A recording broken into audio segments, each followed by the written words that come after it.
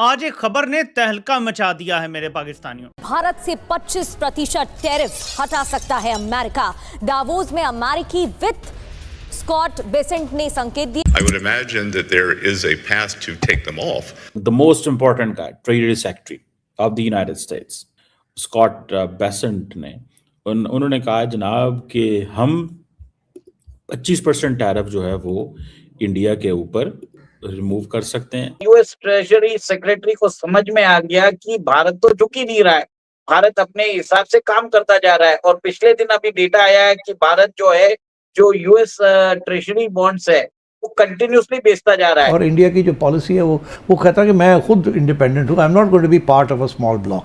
आप लोगों ने आना है तो एक ब्लॉक बन के मेरे साथ आए, मगर मैं नहीं आपके साथ जाना। IMF की ताज़ा तरीन रिपोर्ट से पाकिस्तान के मुआशी हलकों में एक भौचाल आ गया है। मारूफ मुआशी तज्जियाकार एना ट्विम का कहना है कि पाकिस्तान की यूरोपीय यूनियन एक्सपोर्ट पर 75% तक डेंट पड़ सकता है। My God! पाकिस्तान में महंगाई में इजाफा हो सकता है। IMF ने पेशगोई की है कि पाकिस्तान में महंगाई के बढ़ने की शरह 4.5% से बढ़कर 6.3% तक पहुंच सकती है। तोबा जैसे जैसे यूरोपियन यूनियन इंडिया के करीब आ रही है तो वो समझ रहे हैं कि अब हमें भी इंडिया की मार्केट का फायदा उठा लेना चाहिए इससे पहले कि इट्स टू लेट और हमारी जो प्रेशर है वो काम ना करे। और ये चीज़ है, इंडिया को उनके लिए मैनेज करना बहुत ज़्यादा मुश्किल हो गया हुआ है, बिकॉज इंडिया बड़ी मार्केट है, इंडिया के साथ ताल्लुक हैं, इंडिया के साथ चीज़ें हैं, कैसे ये सब कुछ किया जाए। वो याद है आपको, लिंडसे ग्राहम ने कहा था we will crush your economy. BRICS के सारे इकोनॉमीज के बारे में बोला था उसने कि we will crush your economy. अच्छा देख लें, sometime nations become too big, countries इतने बड़े हो जाते हैं, उनकी मार्केट्स इतनी इंपॉर्टेंट हो जाती है। क्योंकि 7.3% growth rate as a major economy is not a matter of joke. Major economy in the sense, अगर आपके इकोनॉमी का साइज $400 बिलियन होता है तो 7.7% ग्रोथ हो सकता है। लेकिन $4 ट्रिलियन के बाद, if you are a $4 trillion economy और आपके 7% ग्रोथ है, that means you were not impacted by the tariff to that extent. Hello friend, जय हिंद। हिंदुस्तान स्पेशल न्यूज में आपका स्वागत है। दोस्तों, जैसा कि आपने क्लिप में देखा, अमेरिका के ट्रेजरी सेक्रेटरी स्कॉट बेसेंट ने भारत पर लगाए गए एक्स्ट्रा 25% टैरिफ को लेकर बड़ा बयान दिया है। स्कॉट बेसेंट ने कहा कि राष्ट्रपति ट्रंप के नेतृत्व वाला अमेरिकी प्रशासन भारत पर लगाए गए 50% टैरिफ में से आधे को वापस लेने पर विचार कर रहा है।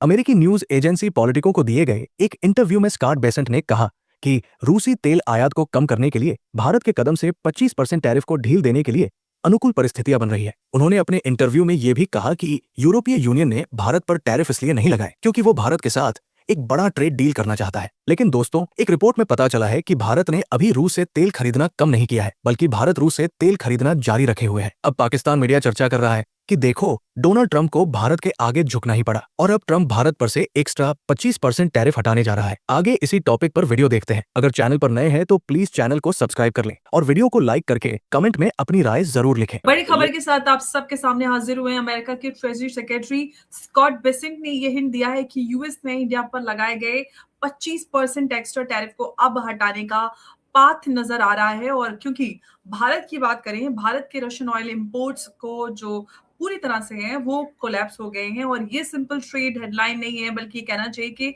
स्ट्रेटेजिक डिप्लोमेसी का एक नया चैप्टर है, जहां ट्रेड, एनर्जी सिक्योरिटी और जियो स्ट्रेटेजी और ग्लोबल अलायंसेस के एक ही प्लेटफॉर्म पर जो हम कोलाइड होते हुए देख रहे हैं। यूएस इंडिया रिलेशंस के एक तरफ जो है स्ट्रेटेजिक पार्टनर्स बताए जाते हैं और दूसरी तरफ हमने देखा है कि अमेरिका ने अगस्त में, इनफैक्ट अगस्त 2025 में भारत पर जो इस तरह के क्यूमुलेटिव 50% टैरिफ्स लगाए थे, जिसमें से 25% जो है वो रशियन ऑयल की पेनल्टी भी शामिल थी। अब बेसेंट का कहना है कि टैरिफ्स ने अपना काम कर दिया है और इंडियन रिफाइनरीज ने रशियन ऑयल इंपोर्ट्स लगभग रोक दिया है और एक डिप्लोमेटिक पाथ जो है वो एग्जिस्ट करता है, जिसमें से जो ये प्यूनिटिव ड्यूटीज या मेजर्स कहें वो हटाई भी जा सकती हैं। तो सवाल ये है कि ये जो सब सामने आ रहा है, क्या ये सैंक्शंस जो है उसको रोल बैक करने का सिग्नल है, या फिर अमेरिका जो है वो अपने ग्लोबल लेवरेज के लिए इंडिया को ट्रेड नेगोशिएशंस में झुकाने की जो स्ट्रेटेजी है वो अभी भी चला रहा है? इसको थोड़ा सा विस्तार से समझेंगे। मेरे साथ उमेश जी मौजूद है। उमेश जी, बहुत स्वागत है आपका। जय हिंद, नमस्कार। जय श्री राम अंबर जी। जय सिया राम। उमेश जी, बड़ा इंटरेस्टिंग अपडेट है कि अमेरिका के ये जो ट्रेजरी सेक्रेटरी है स्कॉट बेसेंट की तरफ से जो है बड़ा हिंट नजर आ रहा है, जिसमें टैरिफ को एक ये कहा जा रहा है कि अमेरिका कह रहा है कि जो टैरिफ सक्सेस रहे, लेकिन ये एक एक्चुअली इंडिया को जो एनर्जी ऑटोनॉमी से जो कॉम्प्रोमाइज करने पर मजबूर करने का उन्होंने कहा है कि डिप्लोमेटिक बार्गेनिंग चिप के तौर पे। तो टैरिफ की जो पॉलिसी को टूल बनाना और स्ट्रेटेजिक एक विन को न्यू हेजेमनी के तौर पर एक नया फॉर्मूला इस्तेमाल करने के तौर पर क्या है, किस तरह से आप इस ओवरऑल डेवलपमेंट को देख रहे हैं? देखिए, सिंपल चीज में देखिए कि भारत और ईयू के बीच में सबसे बड़ा ट्रेड डील होने वाला है।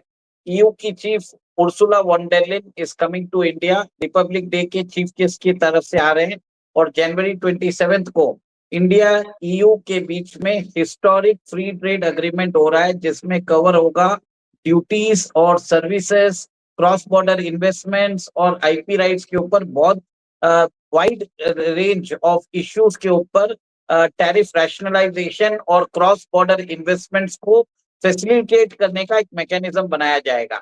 उसके बाद भारत और ईयू के बीच में डिफेंस स्ट्रेटेजिक पैक्ट भी साइन किया जा रहा है। इसके बाद भारत ने पिछले एक साल में बहुत सारी कंट्रीज के साथ फ्री ट्रेड एग्रीमेंट साइन किया, जैसे ओमान है, पेरू है, न्यूजीलैंड है, यूके है, अभी हम चिली से भी बात कर रहे हैं, न्यूजीलैंड से भी हमारा फ्री ट्रेड एग्रीमेंट हो चुका है। कनाडा, जिसके ऊपर अभी अमेरिका गुस्सा हो रहा है, वो भी फ्री ट्रेड एग्रीमेंट के लिए भारत के साथ नेगोशिएशन चालू करके रखा है। भारत जो है रशिया लेड EAEU है, जिसमें आर्मीनिया, किर्गिस्तान है, उनके साथ भी फ्री ट्रेड एग्रीमेंट को साइन के लिए वो भी आगे बढ़ रही है बातें। और ये भी देखिए कि कल हमने कवर किया था कि इंडिया और ब्राजील के बीच में भी जो स्ट्रेटेजिक एग्रीमेंट है उसके ऊपर बात हो रही है।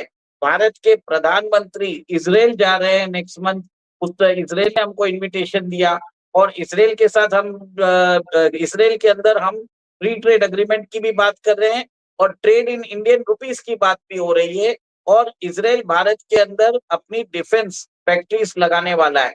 इतनी सारी जो ट्रेड डील्स हो रही है, उस बीच अमेरिका ने क्या किया, पहले हमारे ऊपर थ्रेटन किया कि हम 25% टैरिफ लगाएंगे अगर आपने इरानियन ऑयल लिया तो। इसके बारे में भी हम लोगों ने बात किया था कि 1% of the GDP got impacted, and that is also getting managed by diversification to 40 other countries.